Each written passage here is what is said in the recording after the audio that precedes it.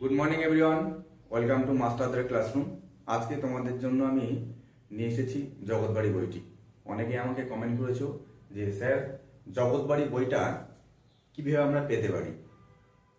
তো আমি যতদূর জানি বা যতদূর আমি নেট ঘেটে দেখলাম যে কোথাও কোনো সরকারি সাইটে জগৎবাড়ি বইটি অনলাইনে অ্যাভেলেবেল নেই। তো তোমাদের এই মতো মুহূর্তে ইন্টারভিউতে জগৎবাড়ি বই থেকে যদি কোনো প্রশ্ন করে, সেই প্রশ্নগুলোর উত্তর যাতে তোমরা নিজেরাই দিতে পারো, তার জন্য জগৎবাড়ি বইটি তোমাদের সামনে আমি আজকের উপস্থাপনায় রাখছি। এখন ব্যাপারটা হলো, এটা পিডিএফ আকারে আমি দিতে পারতাম, কিন্তু ব্যাপারটা হলো সেটা পার্টিকুলার কোনো একজন ব্যক্তিকে পৌঁছাতে হবে, বা একটা যদি বড় কোনো গ্রুপ তোমাদের থাকতো সেই গ্রুপে আমাকে দিতে হতো, কিন্তু সেটাও তো সম্ভব নয় এর মতো মুহূর্তে। সেই জন্য আমি এটা ভিডিও আকারে তোমাদেরকে দিচ্ছি। আর এই জগৎবাড়ির যে বইটা, এই বইটার বিষয় সম্পর্কে একটু কিছু ধারণা তোমাদেরকে আমি দিয়ে দিচ্ছি। আশা করি তোমাদের ইন্টারভিউতে একটা খুবই কাজে লাগবে। ব্যাপারটা হলো, দেখো, জগৎবাড়ি বইতে কিন্তু আহ, আহ, এরকম কোনো, মানে এই বইটা এমন কোনো বই নয় যে যেখানে বর্ণনা করে সমস্ত কিছু বিবৃতির আকারে লেখা আছে। এটা এমন এমন একটি বই বাচ্চাদের জন্য তৈরি করা হয়েছে, যে যেখানে পুরোটাই চিত্র নির্ভর এবং উক্তি নির্ভর। অর্থাৎ এই বইয়ের ভিতরে যা কিছু আছে সবকিছু চিত্র নির্ভর এবং উক্তি নির্ভর। এবং সিলেবাসটা সবগুলো সিমিলার। ক্লাস 1 থেকে 5 পর্যন্ত প্রত্যেকটা শ্রেণীতে এই বইটা প্রচলিত আছে।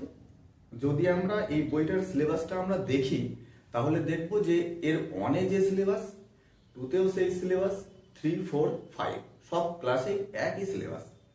এই বইটার ভিতরটা তোমরা এই যে কোনো একটা ক্লাস যদি ভালো করে স্টাডি করো, তাহলে সমস্ত ক্লাসটাই তোমাদের পড়া হয়ে যাবে, বা সমস্ত ক্লাসের সিলেবাসটা তোমাদের ভিতরে অলরেডি গেঁথে যাবে।